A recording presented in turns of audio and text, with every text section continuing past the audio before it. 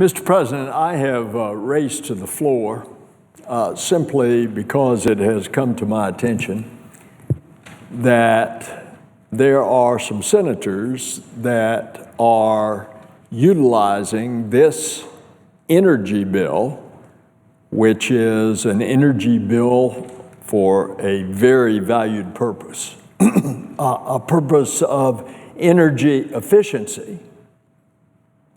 And they're utilizing this for their own purposes in proposing amendments that ultimately will threaten the environmental integrity off of Florida's coast and will threaten the United States military in its ability to maintain the largest testing and training area for the United States military in the world, which is the Gulf of Mexico off of Florida.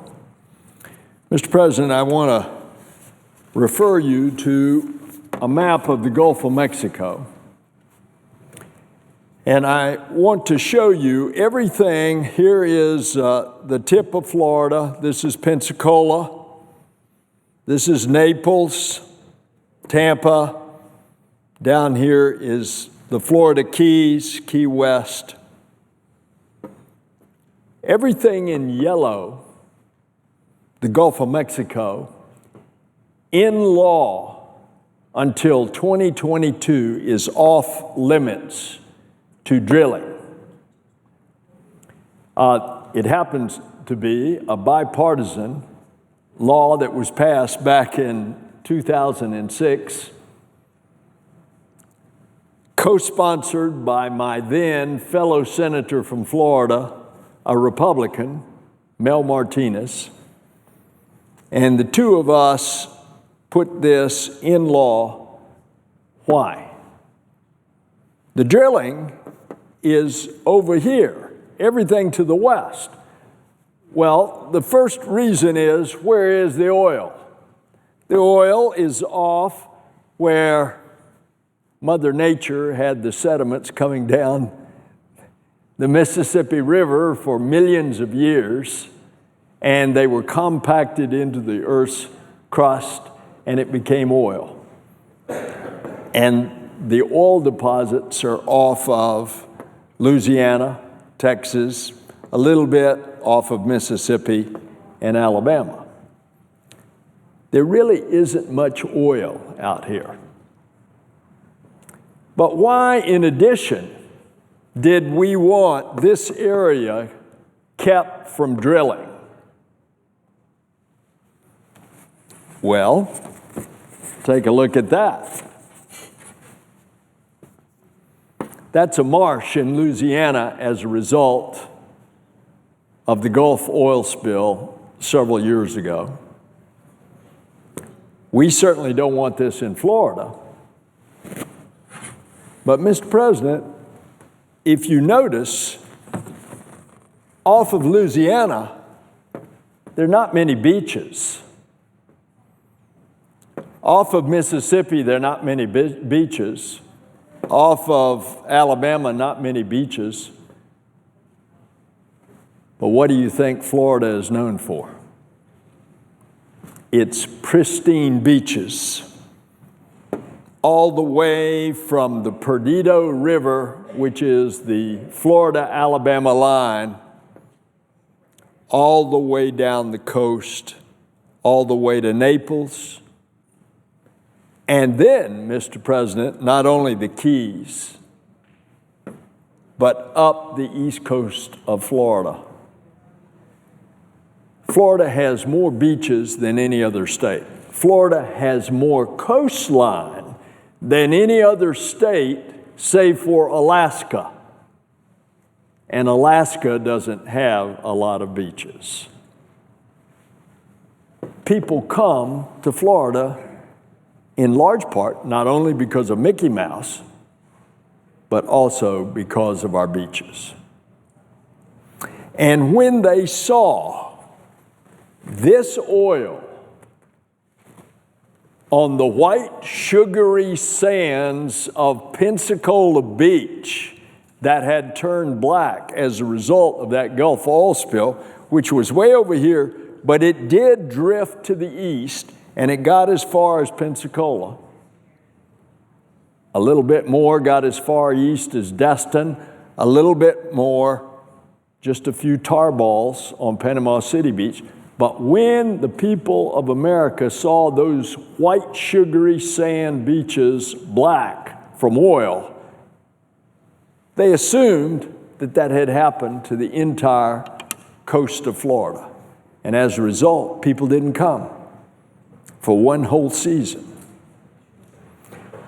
So what happened to Florida's economy? What happened to the dry cleaners and the restaurants and the hotels that all are so welcoming of our guests, our visitors who didn't come? You get the picture of what happened to our economy. And I'm speaking of this as the senator from Florida. But now let me speak as the senator who is the second-ranking Democrat on the Armed Services Committee. Mr. President, this area is known as the military mission line. Everything east of that line, indeed almost all of the Gulf of Mexico, is the largest training and testing area for the United States military in the world.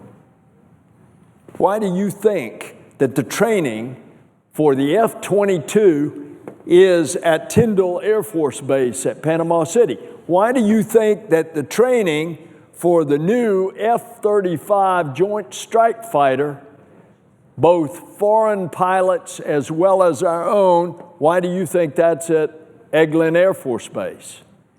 It's because they've got this area. Why is the United States Air Force training, test, and evaluation headquarters at Fort Walton, Eglin Air Force Base? Because they've got 300 miles here that they can test some of our most sophisticated weapons. And you talk to any admiral or general, and they will tell you, you cannot have oil-related activities when we are testing some of our most sophisticated weapons. This is a national asset, and it is key to our national defense. So for all those reasons, Senator Martinez and I put in law, this is off limits up until the year 2022. But now comes along sneaky amendments on this energy bill, giving additional revenue sharing to these states and upper states on the Atlantic seaboard, giving them, the states, a financial incentive to get a cut of the oil revenue.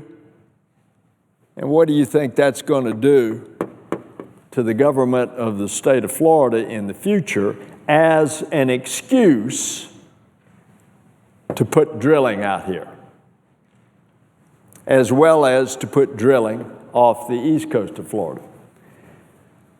Mr. President, when I was a young congressman, I faced two secretaries of the Interior who were absolutely intent that they were going to drill on the east coast of the United States from Cape Hatteras, North Carolina, all the way south to Fort Pierce, Florida.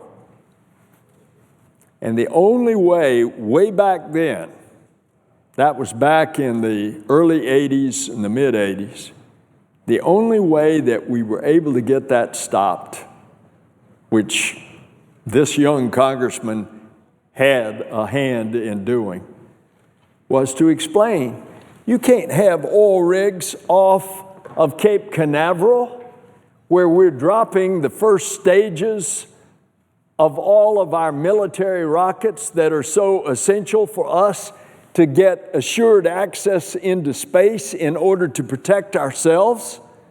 with all of those space assets. And of course, in the early 80s, I could talk about what was going to happen for 135 flights of the space shuttle. You can't have oil-related activities where the first stages, the solid rocket boosters on the space shuttle, are going to be landing by parachutes in the ocean, because you were going to threaten the launch facilities for the United States military as well as NASA if you put oil-related activities out there. And so too in another 2 years, we will be launching humans again on American rockets, some of whose first stages will still be crashing into the Atlantic, and whose military defense payloads continue to launch almost every month. And those first stages splash down out in the Atlantic. And yet, an amendment that is suspected to be offered by a senator here is going to give incentive in the future, all the more pressure to try to put oil out there. Mr. President, ever since this senator was a young congressman, I've been carrying this battle. This senator supports oil drilling. This senator supports, where it's environmentally sound, fracking in shale rock, because look what it's done for us. But there are times when there is trade-off. And in this case, there is not going to be a trade-off. In the first place, because there's not any oil. In the second place, because it would wreck the economy of Florida with our tourism and our sugary white beaches. But in the third place, it would threaten the national security of this country if you eliminated this as our largest testing and test, evaluation, and training center. And I can tell you, Mr. President, this senator is not going to let that happen.